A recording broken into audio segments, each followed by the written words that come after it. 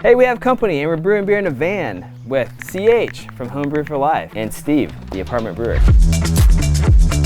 I run a channel called The Apartment Brewer. For a long time, I brewed in an apartment in small spaces. We wanted him to feel at home, so we thought, let's brew in a small space with him. It's a 2020 Sprinter van. I installed a bed, I put an espresso maker in, a refrigerator, gear storage, a lower bench which folds out into a bed, some swivel seats in the front, 400 watts of solar up there, and now we're gonna brew beer in it. So today, we're gonna be working on a Talus Hoppy Lager. I still owe a lot of money on this thing, so okay, be gentle. Take it out of my raise. 7.34. What's up, it's CH Homebrew for Life, and can I borrow your car? I get it. I look like an actual Snapchat filter. You guys ready for some coffee? True story, I reverse engineered the entire power system in the van, starting from this point backwards. So the espresso machine is feeding energy back into the grid? No. So we're gonna be adding half a Camden tablet to the water here. Do you do a lot of water chemistry? Yeah, it's one of my favorite things to do for just making the better beer, you know. We should have had him Yeah, we should have had you actually make the recipe. do the recipe. Yeah, we'll do another collab or something. Who knows how this I'll is like put it going in. down. So I flew all the way from Boston in order to teach these guys actually how to brew beer. We just added the water to the kettle. It's heating up to mash temp. Steve and myself are gonna take care of water chemistry. CH and Kyle are gonna grind the grains.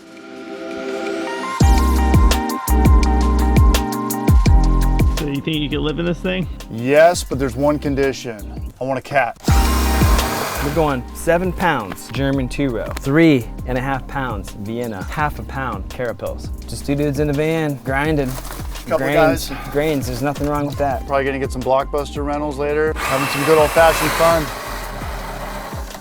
So that's just 25. This is 25, Yeah. 24. 25. I just showed Emmett how to use Brewer's Friends water calculator. That's the one I like to use.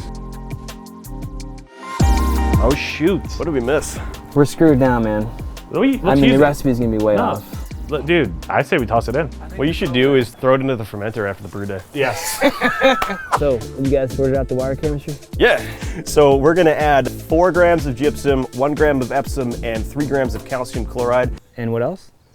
We're not adding bleach to the beer. All right, it's going in. We went into Brewer's Friend and we picked up profiles pretty balanced across the board, but we added a little bit of a bump of sulfates to it. So what that does is it makes the hops pop out a little bit more. So it should work pretty well. We're doing the Martin Keane lean. At some point. At some We're not ready for that. What am I talking After the mash. Yeah, sorry. Time to I haven't blow brewed in off. 4 months, man.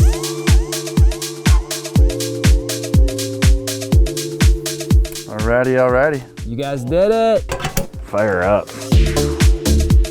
Do you take your pH after like 5 minutes? I'll recirculate for 10 minutes. Yeah. 10 and then take. All right, so we're gonna take the pH now.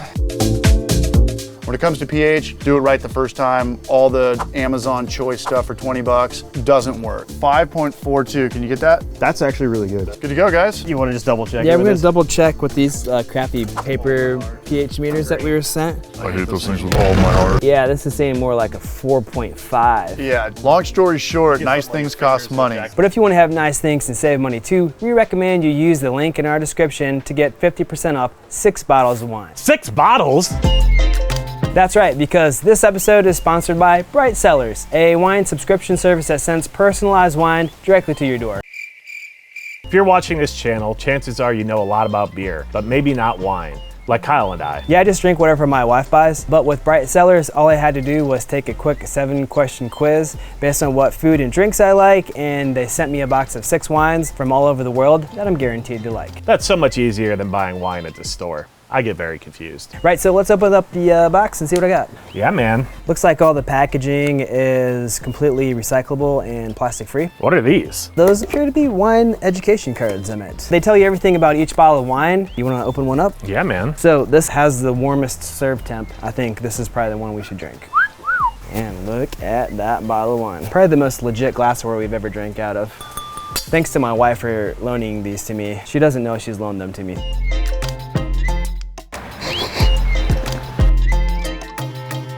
You know what the best part is? You rate each bottle and they use that to send you the next box. So every box gets better. Give it a 10. And if wine isn't your thing, Bright Cellars subscription makes a great gift. Thanks again to Bright Cellars for giving our subscribers a limited time offer of 50% off their first 6 bottle box. And if you want to help us make more of these videos, Click the link in the description and give Bright Cellars a try. Cheers. We should break into some of that hop water that we brewed up. I'm down. That sounds really nice. I'm getting parched here. Yeah, I'm doing a lot. This is tough work. What are you pouring, everyone? Some hop water. What's special about it? I can't actually say. Cheers. Cheers. Cheers. Cheers.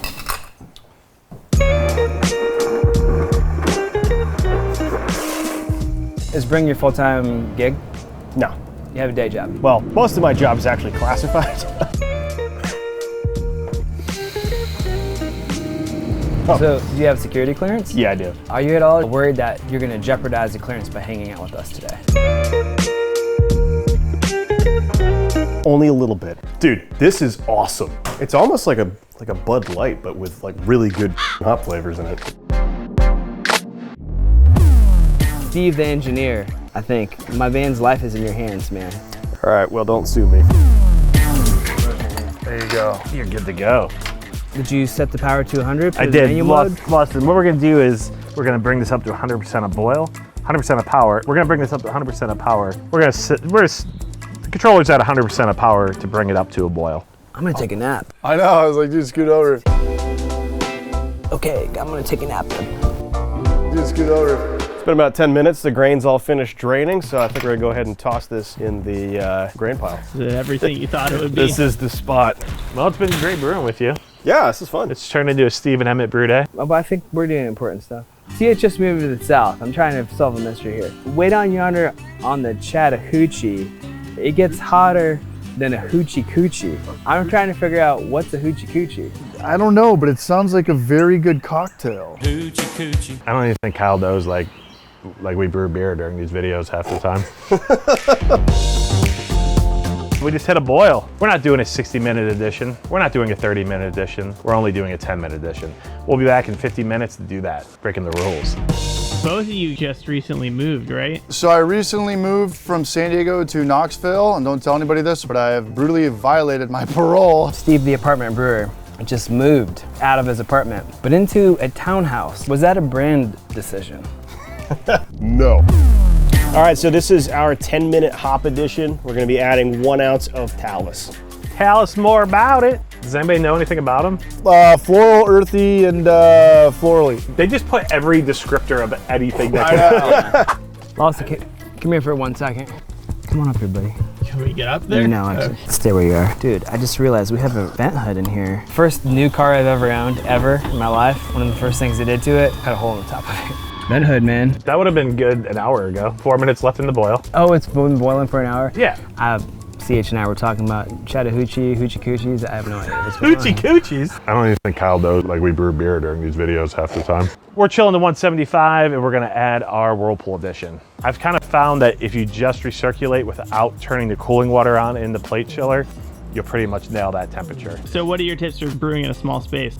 So one of the biggest things I think is organization and making sure that you only have basically exactly what you need. You don't build up with extra pieces of equipment that you don't use all the time. Now we're gonna be doing our Whirlpool edition. This is 3 ounces of Talus. I think one of the other things you could do is have a system that can kind of do it all in one space. So the claw hammer system that I use is a really good example of that. I brewed in apartments for a long time. I mean, that's where the system came from. Yeah. Brewing in apartments. That's why I designed it. So I'm just gonna take the hose from underneath and kind of do the old in the basket trick. It's just gonna help us it's gonna Maximize utilizations. Yeah. So, and if you wanna adjust your flow, you wanna do it on the pump outside. You don't wanna blast this out and have wort exploding everywhere. So you do wanna throttle down a little bit. You gotta go through the hot basket. Yeah, I'm gonna start doing that from now on. Yeah, I'm gonna steal that idea as well. All right, so we just finished up our Whirlpool, so now we're gonna go ahead and start chilling this thing down to about 68, 70 degrees. You gotta turn the heat off. What happened to CH? I'll go check on him. Yeah, make sure he's She's all right. okay. He was in the bathroom. Was he crying in the bathroom? I heard some whimpers. The shower was running. I just assume that's typically what it sounds like when people shower, right? I assume he's fine. Is it 76? Cool. Well, let's just go ahead and transfer. CH, are you all right? Yeah. I wanted to check on you and I heard the shower running and there's whimpering. Yeah, I was watching some You ever done that? Yeah, you want to hit the old pump? You ready for it? Yeah. This is sanitized keg, which is what we are fermenting in. Smells great. It smells so good. Oh, I can't wait to drink it. We're fermenting this in a keg. This is our new thing. This is something that we made. It's an oversized keg, 6.5 gallons. This is actually just the prototype, but the real lid's gonna have 3 fittings in it. This one just has an 1.5-inch tri-clamp in it and a pressure relief. The final version is also going to have another gas or liquid post, and it's just gonna have a 1/2-inch bung. Whatever you wanna put in it, we would suggest probably a thermo well. I already have a floating dip tube installed in here. Because the idea is you serve out of this, right? Yeah, that's the idea. What are we doing, Steve? We're dropping yeast into the beer, into the wort. It's not beer yet, Steve. God doesn't even know what he's talking about. Whoa. Cool. All we need to do is aerate this guy. What's your oxygen strategy? Depends on the beer. Sometimes if it's a high gravity beer, I'll just do straight oxygen through Carbstone. Most of the time, I'll just jet it out the hose and splash it into a bucket fermenter. If it's a low gravity beer, that's usually what I'll do.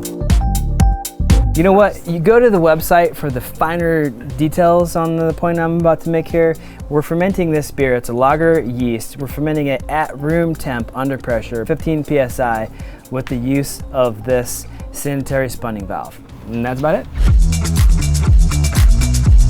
Yeah, I flew back down here 2 weeks later just to see what would happen. Yeah. Oh, wow. Sweet, let's go outside. We did it. We brewed a beer. Cheers. Great success. Time warp, the Jelly. beer is done. We actually pre-brewed it again.